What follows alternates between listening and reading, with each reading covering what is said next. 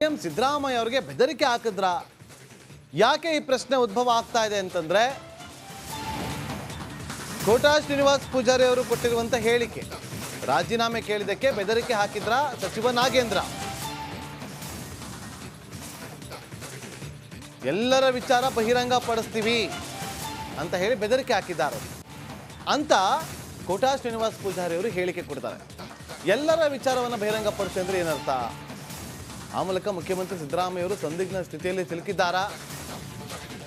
ರಾಜೀನಾಮೆನ ಪಡೆಯಲಾಗದಷ್ಟು ದುರ್ಬಲರಾಗೋದ್ರ CM? ನಿಮ್ಮ ರಾಜೀನಾಮೆಗೂ ನಾವು ಆಗ್ರಹಿಸಬೇಕಾಗುತ್ತದೆ ಅಂತ ರಾಜೀನಾಮೆಗೆ 1 ವಾರ ಗಡುವು ಕೊಟ್ಟಂತ ಕೋಟಾ ಶ್ರೀನಿವಾಸ್ ಪೂಜಾರಿ ಅವರು ಉಡುಪಿಯಲ್ಲಿ ಮಾತಾಡಿದ್ದಾರೆ, ಕೇಳಿ. ಸಿದ್ದರಾಮಯ್ಯನವರು ನಾಗೇಂದ್ರ ಅವರನ್ನ ಕರೆದು ರಾಜೀನಾಮೆ ಕೊಡಬೇಕು ಅಂತ ಹೇಳಿದ್ದಾರೆ ಅಂತ ಸುದ್ದಿ.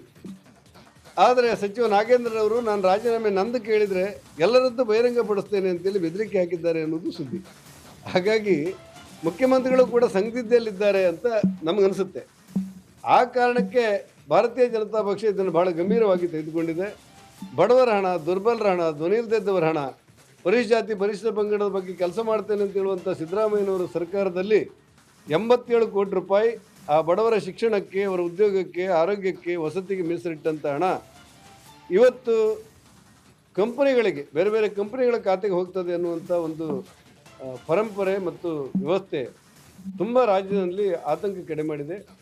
ಆ ಹಿನ್ನೆಲೆಯಲ್ಲಿ ಸಚಿವರ ರಾಜೀನಾಮೆ ಕೇಳಲಾಗದಷ್ಟು, ಪಡೆಯಲಾಗದಷ್ಟು ಮುಖ್ಯಮಂತ್ರಿಗಳು ದುರ್ಬಲರಾಗಿದ್ದಾರೋ ಎನ್ನುವಂಥ ಆತಂಕ. ಸಿಎಂ ಸಿದ್ದರಾಮಯ್ಯ ಅವರಿಗೆ ಬೆದರಿಕೆ ಹಾಕಿದ್ರ? ಯಾಕೆ ಈ ಪ್ರಶ್ನೆ ಉದ್ಭವ ಆಗ್ತಾ ಇದೆ ಅಂತಂದ್ರೆ ಕೋಟಾ ಶ್ರೀನಿವಾಸ್ ಪೂಜಾರಿ ಅವರು ಕೊಟ್ಟಿರುವಂತ ಹೇಳಿಕೆ, ರಾಜೀನಾಮೆ ಕೇಳಿದಕ್ಕೆ ಬೆದರಿಕೆ ಹಾಕಿದ್ರ ಸಚಿವ ನಾಗೇಂದ್ರ. ಎಲ್ಲರ ವಿಚಾರ ಬಹಿರಂಗ ಪಡಿಸ್ತೀವಿ ಅಂತ ಹೇಳಿ ಬೆದರಿಕೆ ಹಾಕಿದ್ದಾರೆ ಅಂತ ಕೋಟಾ ಶ್ರೀನಿವಾಸ್ ಪೂಜಾರಿ ಅವರು ಹೇಳಿಕೆ ಕೊಡ್ತಾರೆ. ಎಲ್ಲರ ವಿಚಾರವನ್ನು ಬಹಿರಂಗ ಪಡಿಸಿ ಅಂದ್ರೆ ಏನರ್ಥ? ಆ ಮೂಲಕ ಮುಖ್ಯಮಂತ್ರಿ ಸಿದ್ದರಾಮಯ್ಯ ಅವರು ಸಂದಿಗ್ಧ ಸ್ಥಿತಿಯಲ್ಲಿ ಸಿಲುಕಿದ್ದಾರಾ? ರಾಜೀನಾಮೆನ ಪಡೆಯಲಾಗದಷ್ಟು ದುರ್ಬಲರಾಗೋದ್ರ ಸಿಎಂ? ನಿಮ್ಮ ರಾಜೀನಾಮೆಗೂ ನಾವು ಆಗ್ರಹಿಸಬೇಕಾಗುತ್ತದೆ ಅಂತ ರಾಜೀನಾಮೆಗೆ 1 ವಾರ ಗಡುವು ಕೊಟ್ಟಂತ ಕೋಟಾ. ನಡಿ ಈಗ ಶುರು ಮಾಡೋಣ. ಕೇಸರಿಯಿಂದ ಮನೋಲ್ಲಾಸ ಮನಸ್ಸು ಮತ್ತೇರಿ ಕುಣಿದಾಡಿದೆ ನೋಡು, ಮನಸ್ಸು ಮತ್ತೇರಿ ಕುಣಿದಾಡಿದೆ ನೋಡು. ಕ್ಷಣ ಕ್ಷಣವೂ ಆಚರಿಸಿ ಕೇಸರಿ ಹಬ್ಬ. ವಿಮಲ್ ಬಾಯಲ್ಲಿ ಹೇಳಿ ಕೇಸರಿ. ಶ್ರೀನಿವಾಸ್ ಪೂಜಾರಿ ಅವರು ಉಡುಪಿಯಲ್ಲಿ ಮಾತಾಡಿದ್ದಾರೆ, ಕೇಳಿ. ಸಿದ್ದರಾಮಯ್ಯನವರು ನಾಗೇಂದ್ರ ಅವರನ್ನ ಕರೆದು ರಾಜೀನಾಮೆ ಕೊಡಬೇಕು ಅಂತ ಹೇಳಿದ್ದಾರೆ ಅಂತ ಸುದ್ದಿ. ಆದರೆ ಸಚಿವ ನಾಗೇಂದ್ರ ಅವರು ನಾನು ರಾಜೀನಾಮೆ ನಂದು ಕೇಳಿದರೆ ಎಲ್ಲರದ್ದು ಬಹಿರಂಗಪಡಿಸ್ತೇನೆ ಅಂತೇಳಿ ಬೆದರಿಕೆ ಹಾಕಿದ್ದಾರೆ ಅನ್ನೋದು ಸುದ್ದಿ.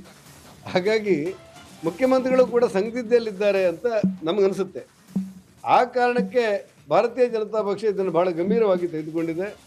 ಬಡವರ ಹಣ, ದುರ್ಬಲರ ಹಣ, ಧ್ವನಿಯಿಲ್ಲದವರ ಹಣ, ಪರಿಶಿಷ್ಟ ಜಾತಿ ಪರಿಶಿಷ್ಟ ಪಂಗಡದ ಬಗ್ಗೆ ಕೆಲಸ ಮಾಡ್ತೇನೆ ಅಂತ ಹೇಳುವಂಥ ಸಿದ್ದರಾಮಯ್ಯನವರ ಸರ್ಕಾರದಲ್ಲಿ 87 ಕೋಟಿ ರೂಪಾಯಿ ಆ ಬಡವರ ಶಿಕ್ಷಣಕ್ಕೆ, ಅವರ ಉದ್ಯೋಗಕ್ಕೆ, ಆರೋಗ್ಯಕ್ಕೆ, ವಸತಿಗೆ ಮೀಸಲಿಟ್ಟಂಥ ಹಣ ಇವತ್ತು ಕಂಪನಿಗಳಿಗೆ, ಬೇರೆ ಬೇರೆ ಕಂಪನಿಗಳ ಖಾತೆಗೆ ಹೋಗ್ತದೆ ಅನ್ನುವಂಥ ಒಂದು ಪರಂಪರೆ ಮತ್ತು ವ್ಯವಸ್ಥೆ ತುಂಬ ರಾಜ್ಯದಲ್ಲಿ ಆತಂಕ ಕಡಿಮೆ ಮಾಡಿದೆ.